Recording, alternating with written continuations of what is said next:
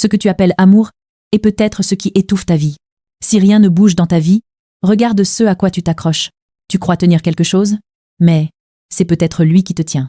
Ce n'est pas le destin qui te bloque, c'est ton attachement. Plus tu forces, plus tu résistes, et si le problème venait de là, ce que tu refuses de lâcher est peut-être ce qui t'empêche d'avancer.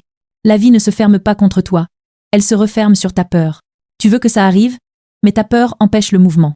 L'univers ne répond pas à tes demandes, il répond à ton état intérieur. Ce que tu désires avec angoisse t'échappera toujours. L'attachement ne protège rien, il fige tout.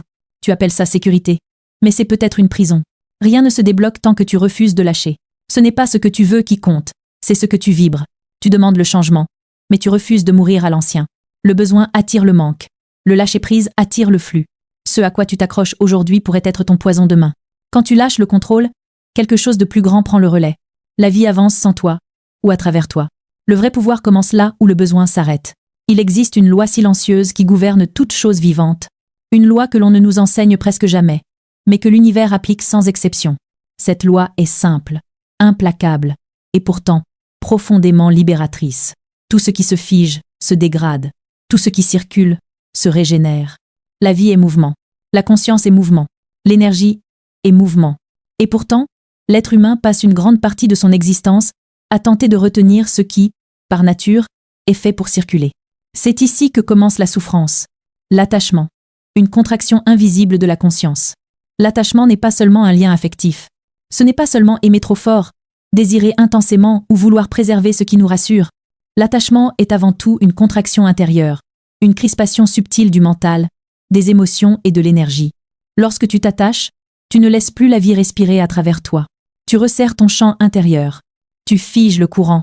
Comme le disait Bouddha, la racine de la souffrance est l'attachement.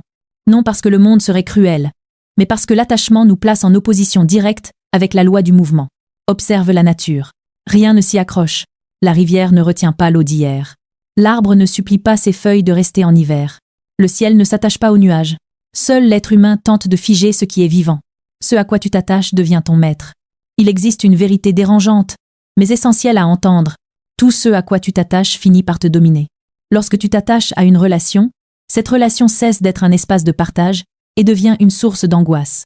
Lorsque tu t'attaches à un objectif, l'objectif cesse d'être une direction et devient une obsession.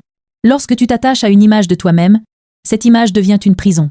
Comme le disait Épictète, repris plus tard par de nombreux sages, ce qui dépend de toi ne doit jamais être livré à ce qui ne dépend pas de toi. Or, l'attachement, lui, livre ton pouvoir intérieur à l'extérieur. Il fait dépendre ta paix d'un résultat, ton équilibre d'une validation, ta valeur d'une forme. Et à partir de cet instant, tu n'es plus souverain. Tu es en attente. Tu es en tension. L'attachement crée une tension qui ferme les portes du réel. L'univers ne répond pas aux mots que tu prononces. Il répond à l'état intérieur depuis lequel tu émets. Tu dis vouloir la réussite, mais intérieurement tu vibres la peur de l'échec. Tu dis vouloir l'amour, mais ton champ est saturé par la crainte de l'abandon. Tu dis vouloir la guérison, mais ton attention est entièrement capturée par la maladie. Cette incohérence vibratoire est exactement ce que produit l'attachement. Comme le souligne le Kybalion à travers le principe de vibration. Rien ne repose, tout vibre, tout est en mouvement. Lorsque tu t'attaches, tu bloques ce mouvement, tu crées une résistance. Et cette résistance agit comme un mur invisible entre toi et ce que la vie tente de t'apporter. L'univers ne donne jamais à celui qui sert. Voici une loi que peu osent formuler clairement. L'univers ne récompense pas la soumission intérieure. Tant que tu demandes avec peur, tant que tu quémandes avec manque, tant que tu agis dans l'attente d'un retour, tu te places inconsciemment dans une position d'infériorité vibratoire.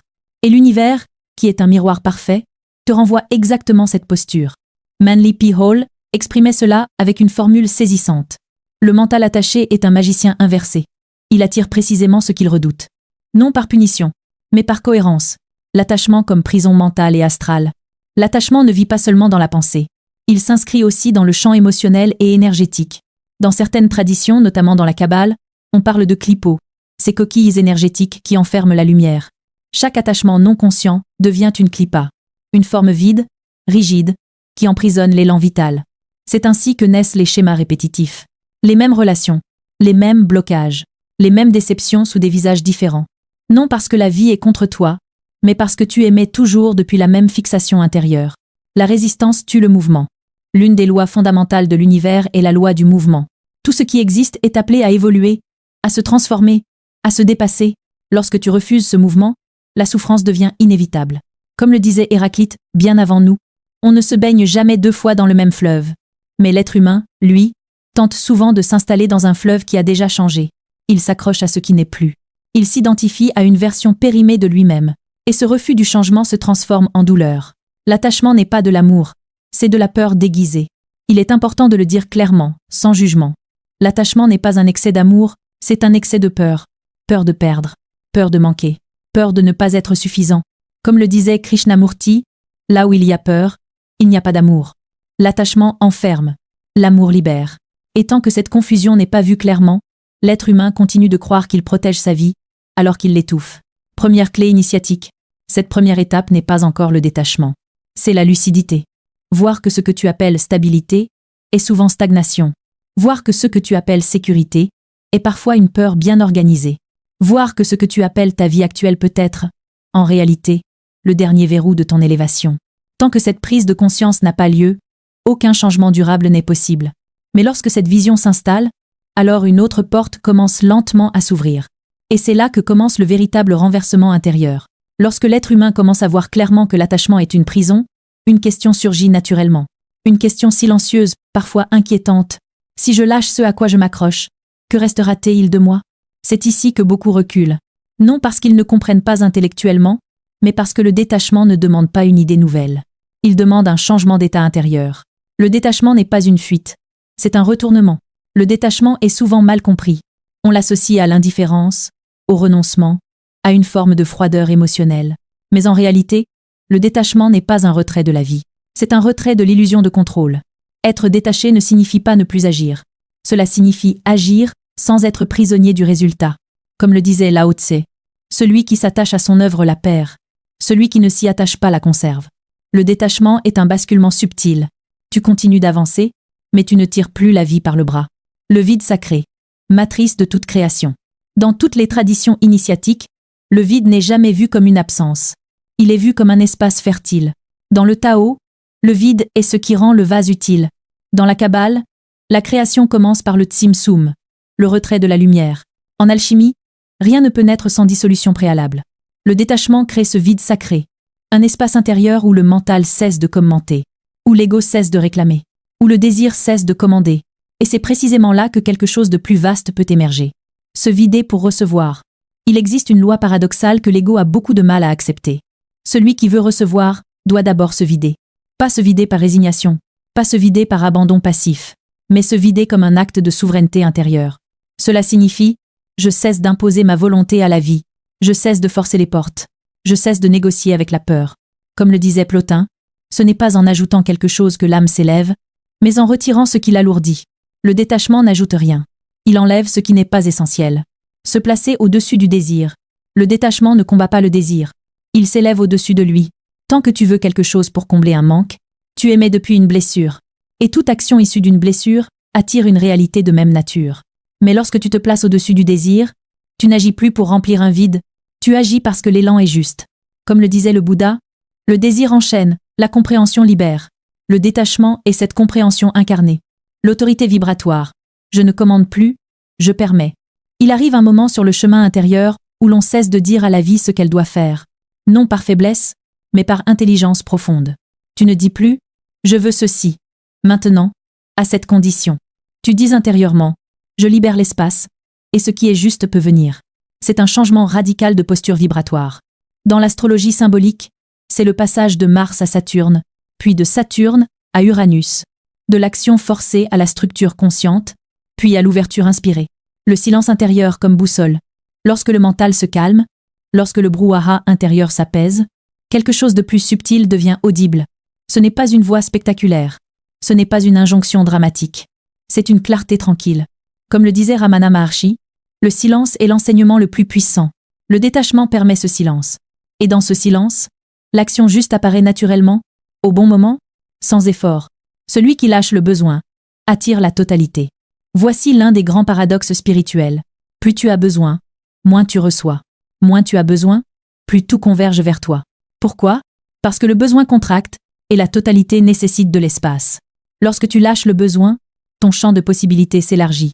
Tu ne vibres plus la peur du lendemain. Tu ne vibres plus les traumas du passé. tu vibres la présence. Et la présence est le point de rencontre entre le visible et l'invisible. Le détachement, comme souveraineté. Être détaché ne signifie pas être insensible. Cela signifie ne plus accepter d'être dirigé par l'extérieur. Ni par une personne, ni par un résultat, ni par une attente. Comme le disait Épictète, n'attends pas que les événements arrivent comme tu le souhaites. Décide de vouloir les événements comme ils arrivent. C'est cela, la véritable liberté intérieure. Deuxième clé initiatique. Le détachement n'est pas encore la renaissance. C'est l'espace qui la rend possible. C'est le moment où l'ancien cesse de lutter pour survivre. C'est le moment où l'ego se tait suffisamment pour que quelque chose de plus vaste puisse prendre la relève. Et lorsque cet espace est pleinement accepté, alors une transformation plus radicale devient inévitable. Une mort symbolique, une mue, une traversée. C'est là que commence la dernière étape. Il arrive un moment sur le chemin intérieur où le détachement ne suffit plus. Un moment où l'espace est là, le silence est là, mais où quelque chose en toi résiste encore. Ce n'est pas une chose extérieure, c'est une identité. Une ancienne version de toi-même qui tente de survivre. C'est ici que commence l'étape la plus déroutante, mais aussi la plus libératrice. La mort symbolique. Mourir avant de mourir. Toutes les traditions spirituelles parlent de cette mort. Non pas comme une fin biologique, mais comme une dissolution intérieure. Zarathustra l'enseignait déjà. Il faut mourir avant de mourir, afin de ne pas mourir quand on meurt. Ce qui meurt ici, ce n'est pas ton être. C'est ce que tu croyais être. Ton rôle. Ton personnage. Ton histoire répétée. Tes attachements déguisés en certitude. La fausse vie comme dernier verrou. Il existe une vérité difficile à accepter. Ce que tu appelles ta vie aujourd'hui est parfois le dernier obstacle à ton élévation. Non parce qu'elle est mauvaise, mais parce qu'elle est devenue trop étroite pour ton âme. Comme le disait Carl Jung, ce à quoi tu résistes persiste. Ce que tu acceptes se transforme. Tant que tu t'identifies à une version figée de toi-même, la vie ne peut pas t'emmener plus loin. Accepter la disparition. La renaissance ne commence jamais par une acquisition. Elle commence toujours par une perte. Une relation s'éteint. Un travail disparaît. Une image de toi s'effondre. Une certitude se fissure. Et l'ego appelle cela un échec. Mais l'âme, elle, appelle cela une libération. Comme le disait Jésus, dans un langage symbolique universel, si le grain ne meurt, il reste seul. S'il meurt, il porte beaucoup de fruits. Le refus de mourir aujourd'hui. Beaucoup rêvent d'un paradis futur, d'une vie alignée, d'une paix durable. Mais peu acceptent de mourir aujourd'hui. Mourir à leurs habitudes. Mourir à leur schéma. Mourir à leur identité souffrante. Comme le disait Gurdjieff, l'homme tel qu'il est ne peut pas évoluer. Il doit d'abord cesser d'être ce qu'il est. Le serpent et la mue. Dans presque toutes les traditions, le serpent est le symbole de la transformation. Il ne négocie pas avec sa peau usée. Il ne la regrette pas. Il la laisse derrière lui. L'ancienne peau ne meurt pas par erreur. Elle meurt parce qu'elle a rempli sa fonction. Il en est de même pour toi. Entrez pleinement dans le présent. Lorsque l'ancien tombe, le futur n'est pas encore là. Il n'y a qu'un espace. Le présent. Et c'est précisément là que réside ton pouvoir. Comme le disait Eckhart Tolle, dans la continuité des sagesses anciennes, le moment présent est le seul endroit où la vie existe.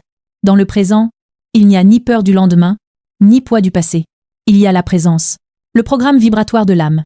Lorsque tu ne cherches plus à devenir quelqu'un, quelque chose commence à se déployer naturellement. Les traditions parlent de dharma, de vocation intérieure, de plan d'âme. Ce n'est pas quelque chose que tu choisis avec le mental. C'est quelque chose que tu incarnes lorsque tu cesses de résister.